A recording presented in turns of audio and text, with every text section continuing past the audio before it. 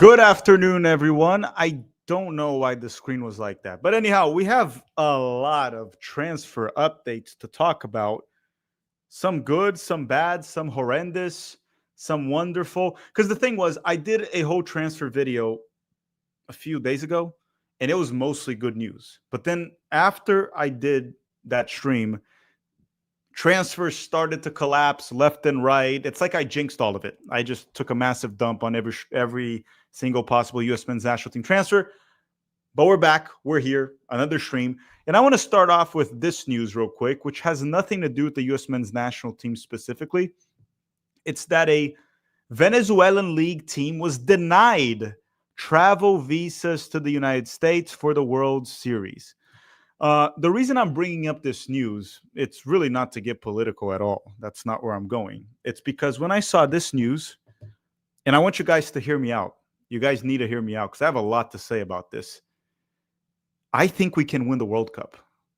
I think there's a shot we could win the World Cup. If we can deny the entry of Venezuelan Little League team, they're probably kids. If we can deny that, we can probably just deny entry of multiple national teams for the World Cup. All of a sudden, I mean, if we remove like the top 32 teams and just keep the United States, we might have a shot. We can just keep China, Bolivia can come here to play. China can come play here. Honestly, if we want to be very like diplomatic, we even allow North Korea to come play the World Cup. I wouldn't mind North Korea playing. We can easily beat them. So we could win the World Cup, but unfortunately that won't happen. It won't. Now someone's going to clip this and it's going to backfire on me totally. Someone's going to totally. Okay, guys, it was a joke. It was a joke. Relax. Dad jokes are crazy. Hey. Dad jokes are the funniest ones, okay? And they're the only ones left in this world at this point. But with that said, let's talk about transfers. Let's talk about transfers here and what happened. And here's the first one I want to talk about, which is Timothy Weah. And USMNT Otaku is a good aggregator account, and they got good sources, and this is a reliable source according to them, so I'm going to trust him.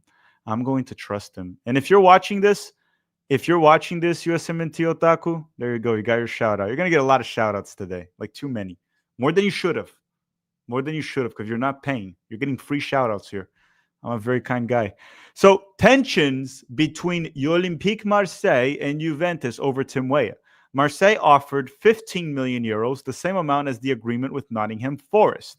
But now Damien Comoli is demanding 20 million. I'm assuming this guy Comoli here is the Italian in charge of Juventus. He wants 20 million. Weah is disappointed as he strongly wants to play for Marseille next season. Agents are working. Sucks when agents are working. They're I don't know. There are some agents that I like, but also one of the worst peoples I've ever met in the world are like sports agents. No offense if you are, because if I don't know you, then I'm not judging you, but I'm just saying the ones I met, terrible people. And then on top of that, and this one I just got sent to me also from Otaku. He didn't send it to me, but apparently Tim Weah's agent had this to say, and he literally just posted this today at 2:55. July 26th. Actually, yesterday posted this. Sorry. Tim Weah's agent had this to say. Tim Weah, who's always professional, was excluded during the Club World Cup. This person ruined his Club World Cup. He tried to force him to go where he wanted. Today, out of revenge, he demands a fortune and waits for an offer from the Premier League that will not come and will never be approved by us. These are old-fashioned methods that don't go down to me. I'm not used to speaking openly, but not doing so today would be accepting his own behavior, the class of blah, blah, blah. Okay, so listen, this is essentially Tim Weah going on a rant, and I'm reading this for the first time, by the way, right? Reading this for the first time. It's essentially Tim Weah going on a rant about Juventus rejecting the offer as they're waiting for an offer from the Premier League that will never arrive, that they'll make more money. He is pissed off. He's furious. I don't know if this can backfire. He is obviously defending his client. I don't know how going public with this will help. I haven't really seen I haven't really seen an agent come out openly about things and it turned out to be something good. Because if he's saying that today, out of revenge, he's claiming that Juventus is rejecting the offer out of revenge and demanding a fortune. If it's out of revenge, so we're talking about people here that he's claiming are revengeful, right? They want revenge. Do you think coming out and talking like this, they're not going to want more revenge? Whatever that means. Yeah, I don't know if this is a good look, but Tim Weah to Olympique Marseille was essentially a done deal. And now it looks like it's a no-no. It looks like it's not going to happen. So that's the bad news. Now, will Tim Weah stay with Juventus? What I'm afraid is him staying with Juventus and being kind of like frozen out of the lineup. That's what I'm afraid of in terms of Tim Weah with Juventus. I don't know what will happen, but that's the bad news because last week when we talked about this, it was essentially a done deal. All right, now another thing here for you guys.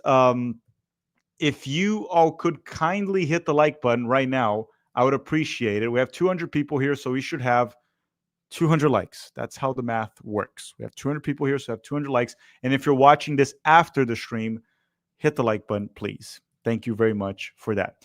The other news that we had a few days ago was that Josh Sargent would not go to Wolfsburg anymore. He was going to leave Norwich. That's in the EFL Championship. And he didn't. And he ended up not going to Wolfsburg. It's essentially the return of those who never left. So this is what was reported. Josh Sargent's Wolfsburg transfer collapse was due to him deciding that he didn't want to go to the Bundesliga. It's not a disagreement over price. The £21 million fee, which is crazy for Sargent, was broadly agreed between the two clubs. And then there were other reports saying that it was more due to his family. Maybe his family doesn't want to leave Norwich and go to Germany. I never been to the city of Norwich. Is Norwich a city, actually? I don't even know right now. It's definitely not in London, which London seems like a fun place to live.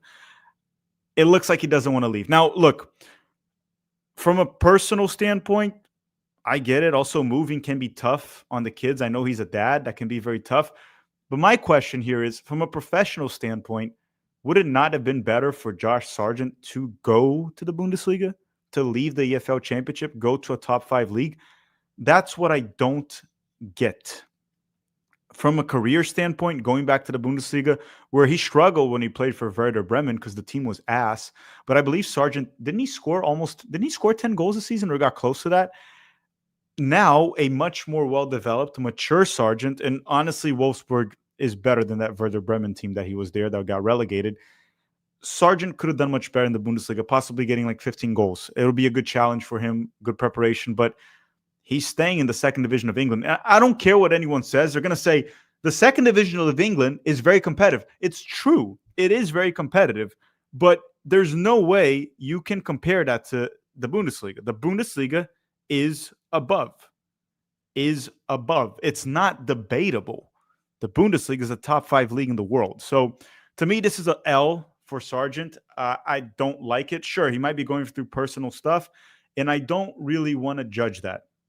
I don't know what's happening with his family. Maybe there's some very strong reasons why he didn't want to leave. But again, from a career, just evaluating from a soccer perspective, this was not good from Josh Sargent.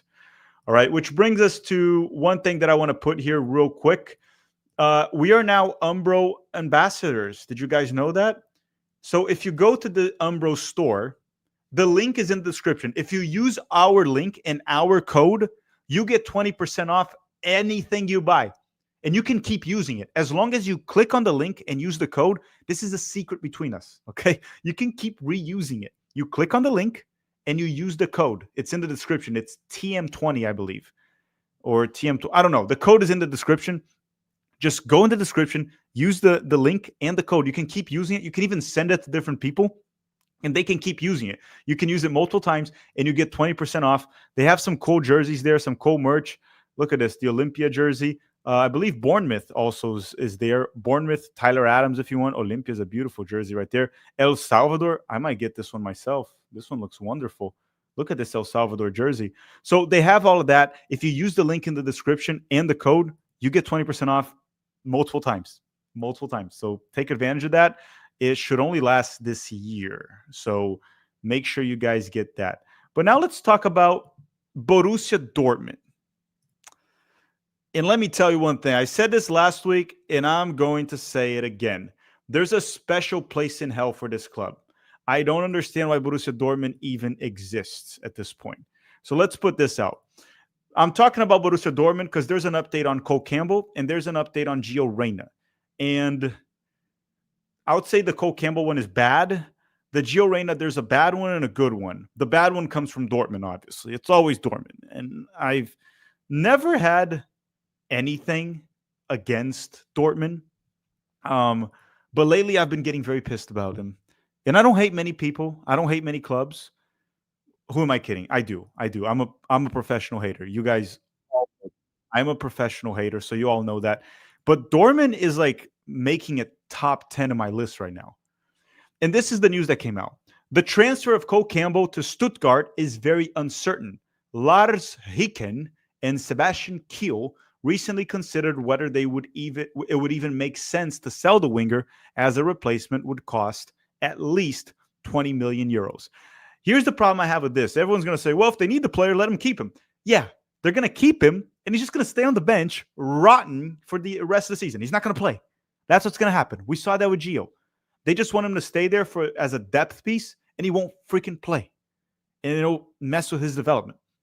Now, if he goes to Stuttgart and they pay 7 or 8 million, whatever they had offered, if he goes to Stuttgart, he'll actually play. Cole Campbell is a promising American winger that I was hoping he would go to Stuttgart to get actual minutes in the Bundesliga. And then now we're seeing this with Dortmund. And Empty saying, like, he wouldn't get benched at Stuttgart. Maybe he would. Maybe he wouldn't. He probably won't play for Dortmund. They were willing to sell him, while Stuttgart was willing to pay money for him. So you tell me, Empty, where was it more likely for him to get minutes? Dortmund or Stuttgart? You could get benched anywhere. If you suck, you suck. If you're playing bad, you're playing bad. But again, where is he more likely to play? Jeff Carey saying, Tack, I love the feeling, your soft skin and lovely beard. Jeff, you never felt it. So that is 100% a lie. 100% a lie.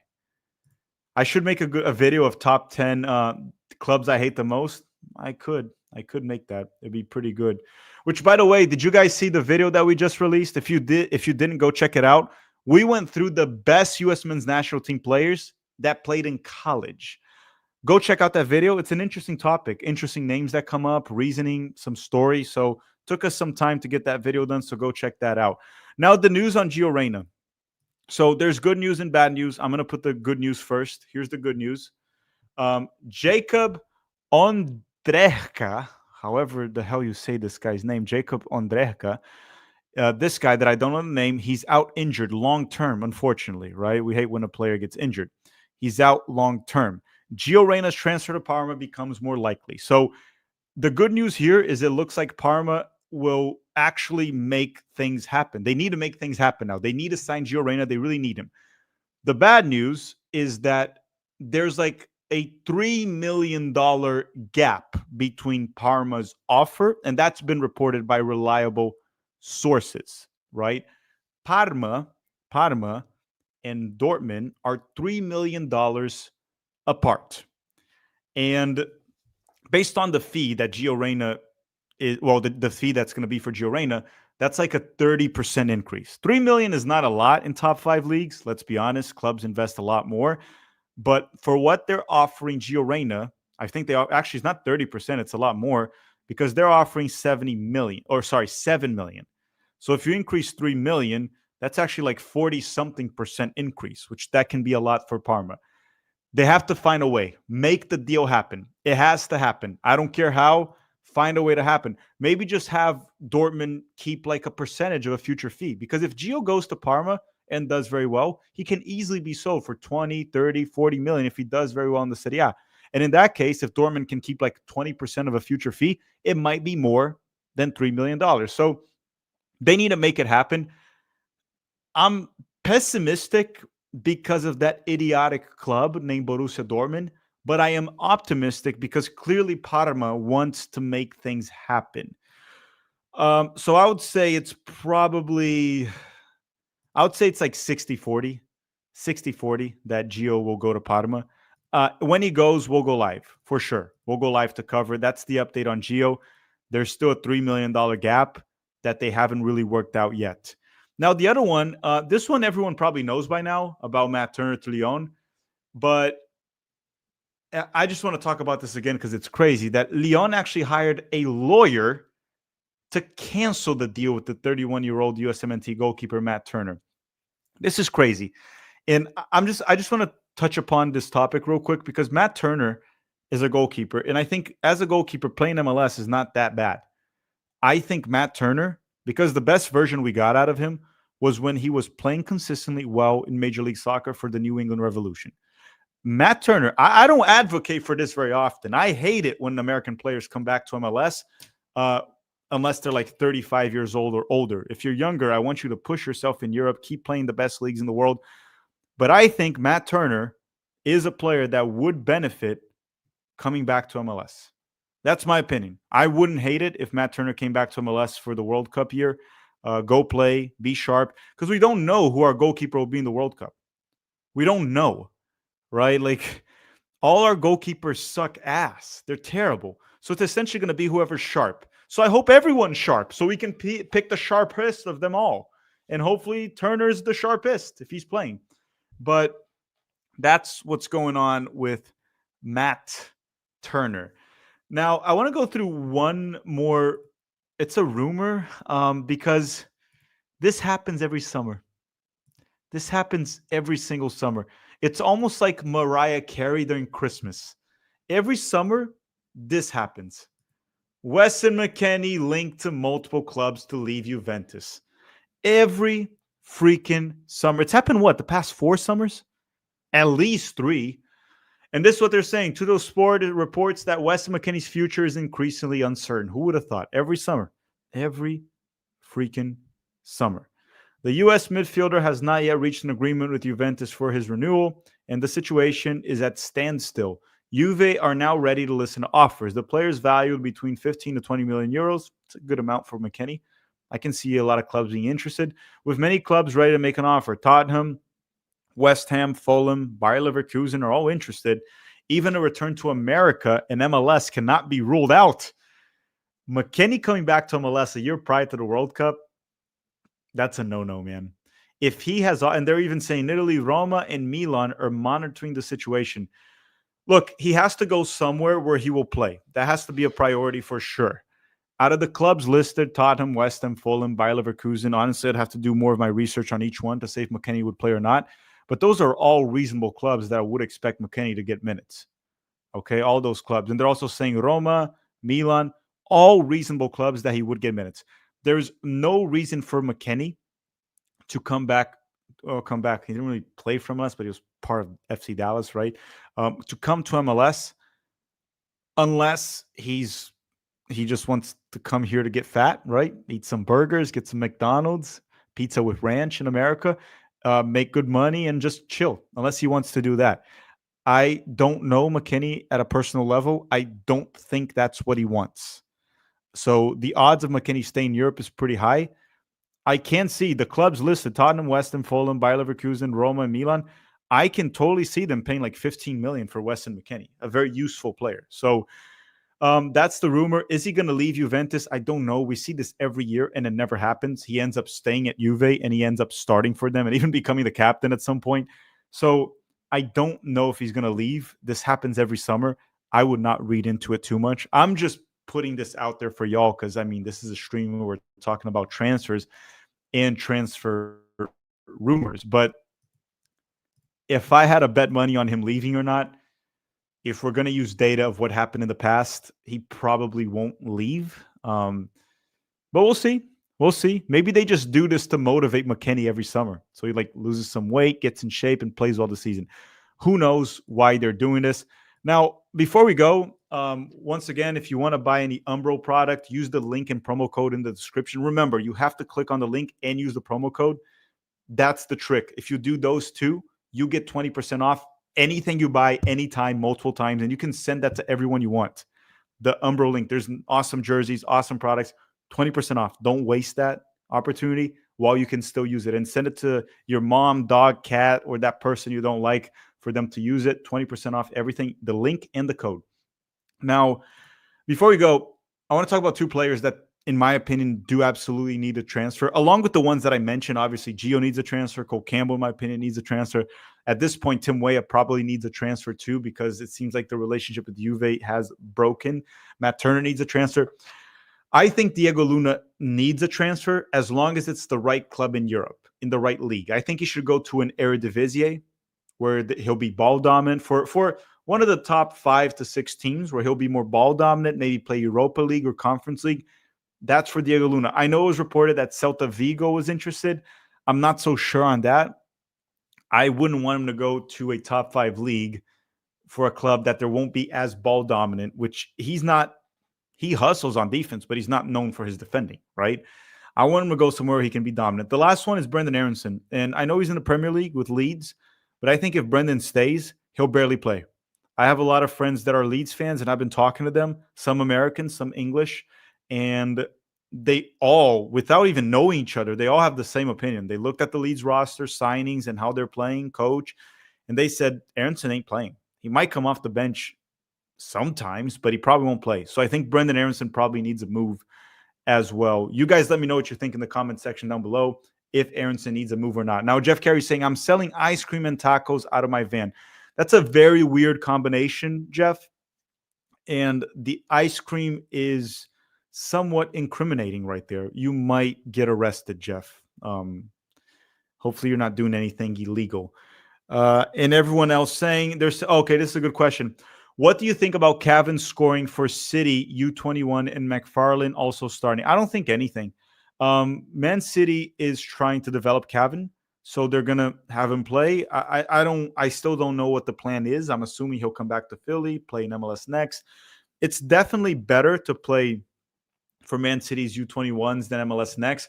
I watched Cavan play the MLS game that he started. I believe he was subbed out in the 60th minute, something like that.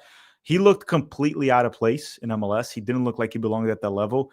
And to be fair, he's 15. So I didn't really expect him. If he looked incredible in MLS at age 15, I was like, what do we have here? Our own Lamine Yamal? So he's definitely not ready for a higher level. But I like the fact that they're playing, they're starting. They were playing a team from the 6th division of England, which that is easily way worse than Major League Soccer, probably worse than USL. And yeah, definitely worse than USL. It's the 6th division of England. And he scored, like, good for him, but I'm not reading into it too much.